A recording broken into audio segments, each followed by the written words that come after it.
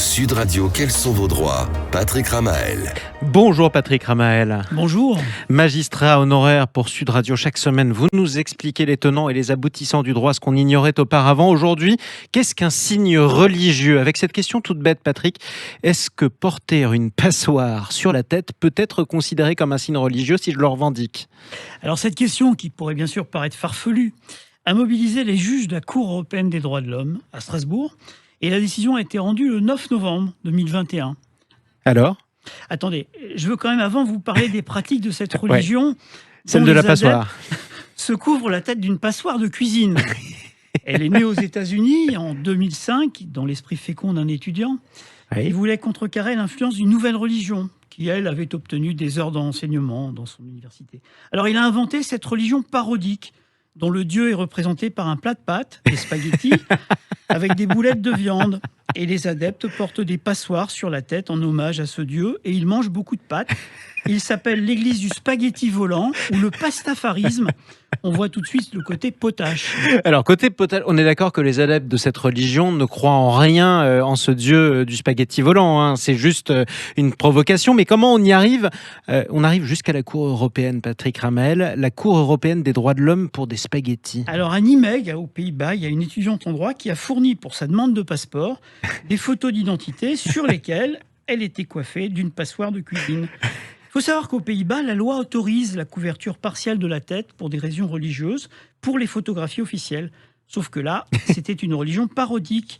La jeune femme faisait valoir que si l'église était humoristique, sa demande était sérieuse. Mais la justice néerlandaise a rejeté cette demande en estimant que le pastafarisme, c'était pas une religion. L'étudiante a alors saisi la Cour européenne des droits de l'homme pour atteinte à sa liberté de penser, à sa conscience et à la religion, garantie par cette Convention des droits de l'homme. C'est quand même absolument incroyable. Le suspense devient intolérable. Patrick, quelle a été la réponse de la Cour européenne des droits de l'homme? Alors je vous renvoie à la très brillante et très drôle analyse de l'arrêt faite par Madame Roselyne Letron, qui est professeure de droit public à la Sorbonne, dans son blog Liberté au singulier, Liberté chérie au pluriel. Le pastafarisme n'est pas une religion protégée par la Convention européenne des droits de l'homme. Et donc la passoire en couvre-chef n'est pas un signe religieux, car les convictions religieuses doivent présenter un certain degré de force, de sérieux, de cohérence et d'importance, et être l'expression d'une vision cohérente des problèmes fondamentaux.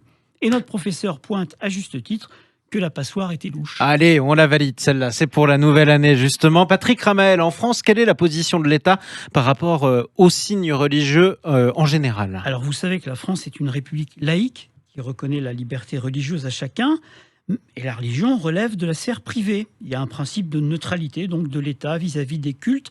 Ça remonte à la loi de séparation des églises, pas de l'Église, des églises et de l'État, de 1905.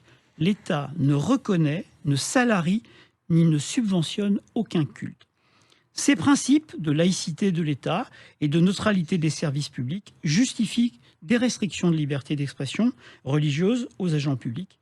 Donc pas de signe témoignant d'une appartenance religieuse, politique ou philosophique, et donc pas de passoire sur la tête pour les agents publics. Au cas où ça leur traverserait l'esprit. Merci beaucoup Patrick Ramael. Quels sont vos droits? On vous retrouve la semaine prochaine dans le Grand Matin Week-end sur Sud Radio.